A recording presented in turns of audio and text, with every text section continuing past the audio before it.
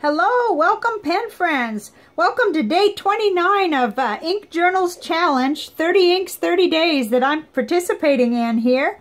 We got a beauty today, especially if you like purple or violet or magenta, because this is just a beautiful ink. It's Rohrer Klingner Solferino. It is just gorgeous. You could probably see that gold sheen that comes in there, and it's just so bright. So it just happens to be that this is really a favorite of mine already, just with the sample. So I think we'll start by the usual, putting this into the bath test so it can be working while I'm talking. Okay, there we go. Woo, look at that prettiness coming out. Okay, and then yesterday we had J. Arbonne Rouge Grenade. Okay, I really mangled it today. I'm trying to say it right, but it seems to be a brain block. And this is the bath test from yesterday's ink that was that nice maroon color that was right here. Kind of a maroon red, deep red. And you can read it and everything, but it isn't very... there's no color left at all. It's kind of like a dark gray left on here. And I just wanted you to be able to see that. Wow, that's just disappearing. It looked like a tie-dye t-shirt for a minute there. Okay, so there's that. And here we are on the Rhodia little grid here. We only have one more day left. What happened here, I'll have to explain, is that's bleed through from the other side. I made the mistake. I switched and I didn't use a permanent... I was using a Pitt Artist pen on the other side to write down a wish list of little ink samples and things like that.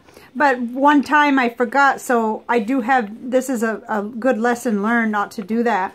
Not to either write anything or make sure I stick with the permanent markers on the back.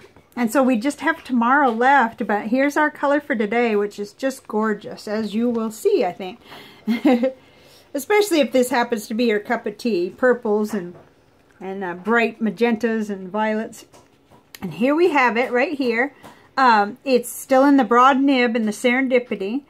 And I was excited to find out that it is there. I just wanted you to see some of that gold. It is available widely, and it's relatively inexpensive. About $12 for 50 milliliter. At Goulet and Pens and Vanness and Anderson, everywhere that in the United States that I do business there, you can find it. And my first impressions were just wow. I mean, this is going to be another tempting one. Probably will end up on my wish list for a bottle, depending on when I really sit down to work with the other similar colors I have. You know, in this, I'm just taking a quick glimpse and a one whole day with one color because of the challenge. But I'll be excited to kind of compare it head to head with a couple others that I have. But it's just so unique, I feel like. I'm hoping to hear from you guys what might be similar in your collections too. But here is the Cafe Note that's Tomoe River paper from Nanami Paper Company. And let's look at how it did on there. I was really pleased. This was right after a fresh dip when I started to work, because I'm still, for those of you who are just tuning in, I'm using my Serendipity hybrid fountain pen that has a regular fountain pen nib and feed, but it is dipped, and you can get through about 3 A5 size pages before you have to redip.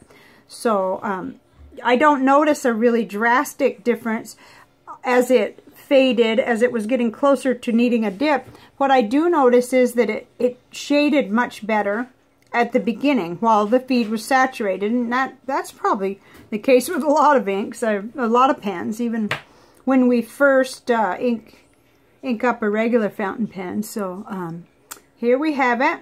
Doing real good, except for a horrible ankle cramp last night. It had been like 3 days since I'd had one. So I'm eager to get in touch with my doctor and find out if I've got an electrolyte imbalance or something.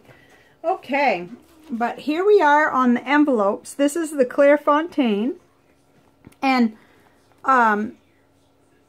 here it is. It looks good to me. I think it looks really good on there. And we have something at the end of the video that'll help with what we can do about these inks that disappear like this, and as far as our envelopes. So I just got some pen mail. So anyway, we'll talk about that at the end. here it is on the Ampad brand. And this, you know, feathered, just like a lot of them have on this. It's really not intended to handle, especially a broad nib fountain pen. But tomorrow we'll be able to do, I'm looking for a larger tub. I'm sure I'll find one here in the house. So we could just have fun, you know, dunk these and see what happens. See what's left, you know. It'll be fun anyway.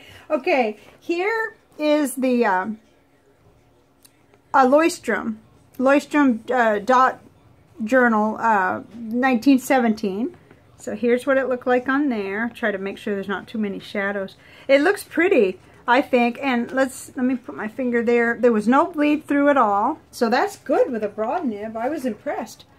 Here we are on Clairefontaine spiral notebook. It's a real nice ink resistant paper. And this, you know, I can see quite a bit more shading on this than I could the other. The Leuchtturm especially. And it looked good. No bleed through or anything. Same on the Rhodia dot pad. This is the larger size that I have. Let's see. I thought it looked good, and I see some shading. The shading may not be this ink's first, you know, strongest attribute, but it's nice when it does happen. This is the CVS caliber paper, and just absolutely gorgeous on here. In fact, let's compare those two. So this is the Rhodia on the left, and then the lighting doesn't really cooperate with giving us a real good comparison. But to me, it looks just as good as it does on the more expensive paper, and that makes me feel good. I love that. And here we are. This is the Office Depot. This is a much more, this will soak in the ink more. And with the broad nib I've been using, it's almost not fair, but it did have light bleed through on this one. So there it is, and we'll turn it over and I'll try to show you with my thumb where it is. Okay, so right up above where my thumb is, that's the line. And you can see there's light bleed through. It might not bother me if I was just making lists and stuff. If I was writing something, I don't know. It's a borderline situation, but I think if I put a medium nib on there, I think that would change things with this ink. So that's not bad. That's acceptable. I like how it behaved pretty much everywhere. Okay. Ooh, it's just the disappearing ink, huh? Just regular fountain pen ink.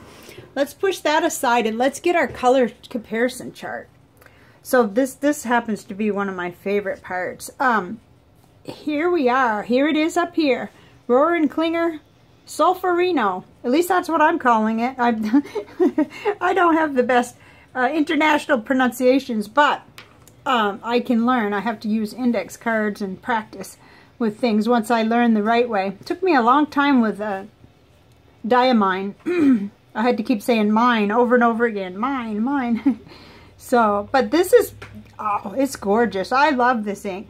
And even on this watercolor paper, I don't know if you could see it, but there's that sheen that comes across. It makes all kinds of little patterns just from the paintbrush there. And that's quite nice, I think. To my eye, when all was said and done, I felt like in my ink sample collection, the closest I had probably was the Diamine Deep Magenta. So that was very interesting.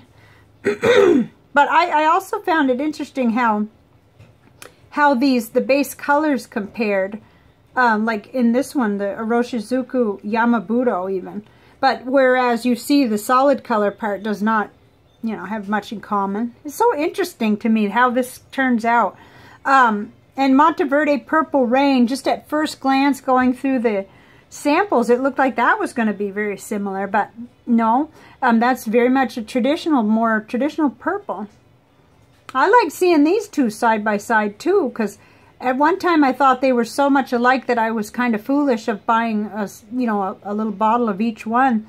But it explains things. I can see why I did that. They really are unique. And this one's unique too, so it's probably going to go on my wish list. Very, very good. Did we talk about... Yeah, we talked about it being about $12 for 50 milliliter.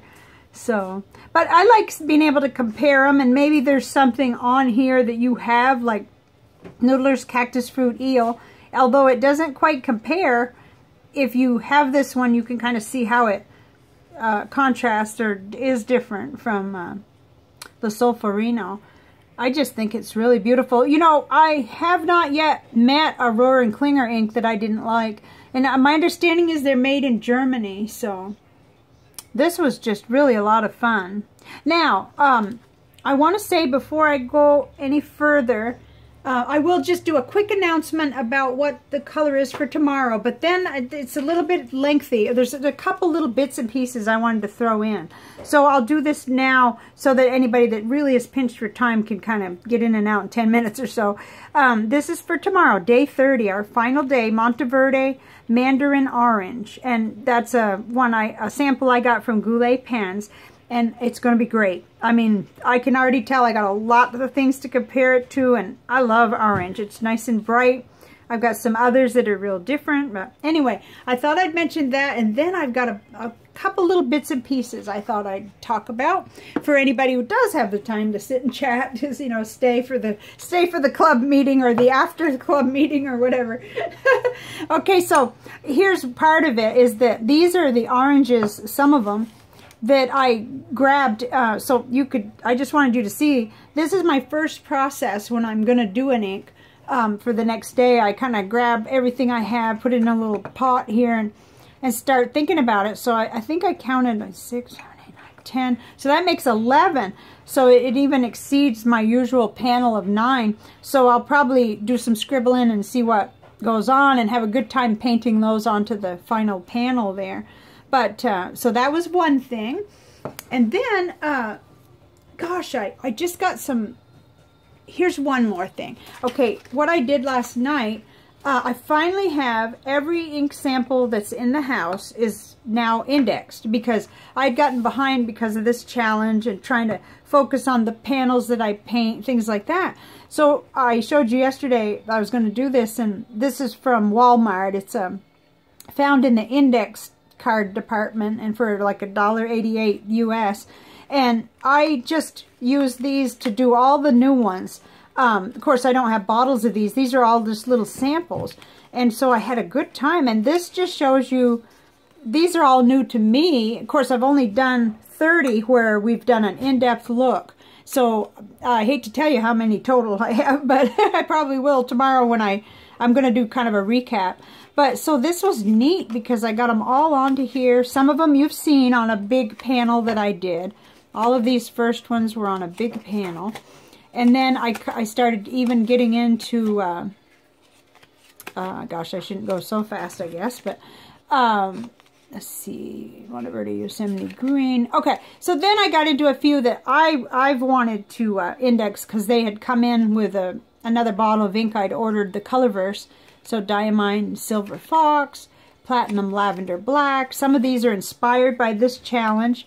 Mont Blanc. I know I can't say that right either. Lavender, Blackstone, Barrister Violet. That's cool. It almost compares with the next one, Monteverde Rose Noir.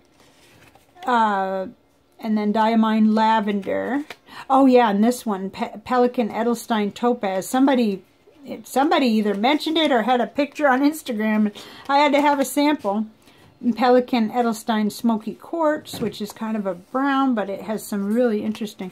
So there's all of these. And then we get into my pen friend from Indiana that sent a whole bunch. And oh, did I have fun discovering what these look like? You know, there's so many. So you guys can see that I'm not going to run out of ink to examine and have these videos, which I love doing, and I'm just thrilled people like to watch them. Because if I have an audience of 2 that's excited, I'm happy. So, you know, because I like doing it so much and I'm learning. So those were all in that big baggie that came from my pen friend in Indiana. So, I think it's Indiana. Oh, goodness. I may be even mixing that up. That's terrible. Anyway, Granite Black.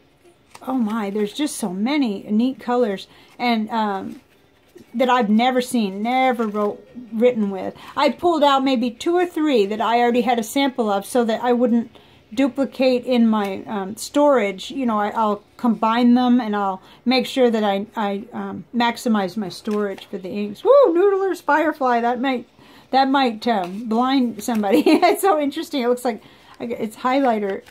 To me, it's like highlighter. That's cool. I'm sure there are pens, too, for that. Noodler's Lexington Gray. That looks gorgeous. Another diamine with a name I can't say. Noodler's Bay State Cranberry. I keep coming back to this because pink is an area that I haven't really settled on, other than Lamy Vibrant Pink, which is much more muted, not quite as bright.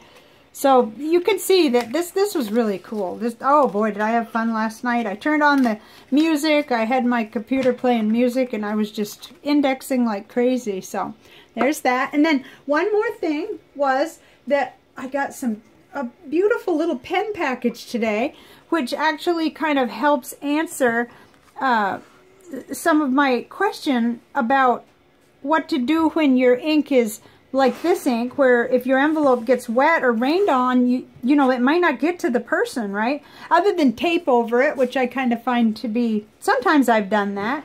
Anyway, this wonderful pen friend made this neat card and everything, and sent me some wax. And there's a little explanation. I'll try to read that paragraph. And a gorgeous little sample of something that is J. Arbonne Violet Pensy. It's out of this little series, Encre. Sorry about the pronunciations, but so isn't that neat? She saw it on my wish list and had not been reaching for this herself. So I'm gonna back here with me here, I'm gonna open this and just read the part about, okay, I'm gonna read what this person wrote, which is so helpful to me. I want to pass it on to you. She says, you also mentioned writing on envelopes with fountain pen ink and risking getting it wet. I learned from another pen pal about a wax you rub over the address that seals it and protects it from getting wet. It's called Gulf Wax and is used for canning primarily. It's nice because you can hardly tell there's a layer of wax over the writing. Wow, that is so cool. Thank you. Thank you. Thank you. And I'm going to be writing back, of course, to this person. But neat. You know, this reminds me a little bit of the skateboard wax that my son used to use. And I think there was like a little tiny piece of it out in our utility room. Of course, he's been, you know, independent and out of the house for 14 years. So, but this will be fun to try. And I think it also would be fun to try as an experiment, though I'm not sure how fair it would be to dunk it. I might like spray it or drop some water on it. So, you know, there's just infinite number of things that we can enjoy learning together. Some of you already know these things, and that's how I get, you know, with a note like this, and it's such a nice gift. Thank you, pen friend. And I'll be writing back. So I'm all excited. I guess you could tell that, you know, the fact that somehow or another it looks like I'm gonna make it to the 30 days with a specific day with a specific ink. And so far I've been so blessed with the technological stuff and the time to do it, the energy. Later, when I continue doing the reviews on the different inks, I will probably set up the inks I'm going to do, but not assign a date. And that will help me a lot, because then I can work when I have the time and kind of manage my time a little better. And I won't be limited to inking up one pen either, because this challenge is very unique. So I'm excited about that, because I think it'll be like on a sliding forward scale, where we know that the next ink is going to be like, say, it's going to be Noodler's Habanero, but it'll be a surprise for you when it'll upload. And generally, I do like doing a lot of videos, so it's not like it'll be like a whole week, because I like this. I like more contact and more chances to learn, and as long as, you know, other people are enjoying it, it's awesome. So much fun. So that's it, and I know I'm almost 20 minutes, it's like almost double, but I did give a warning so people could bail out before I started getting too long-winded. So I'll see you tomorrow with Monteverde Mandarin Orange. And I'm really excited about this. It's pretty. And we got lots of comparables and not so comparable and all kinds of stuff. So I will see you then. And thank you so much for being here. Bye for now.